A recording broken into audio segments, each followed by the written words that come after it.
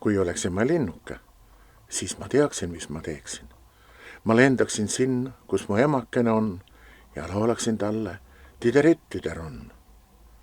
Kui oleksin ma kalake, siis sukelduksin merre üle saba ja pää.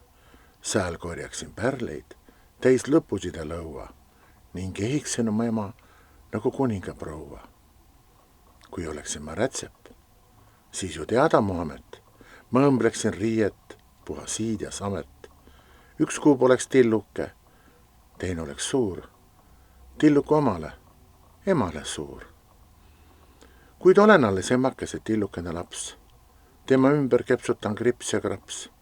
Ei ole ma linnuke, kala ega rätsep. Emban ema põlvedel ja sosistan sala. Armas südame ema, aitäh mind hoidmast, aitäh mind kasvatamast, aitäh mind toitmast, aitäh mind õpetamast.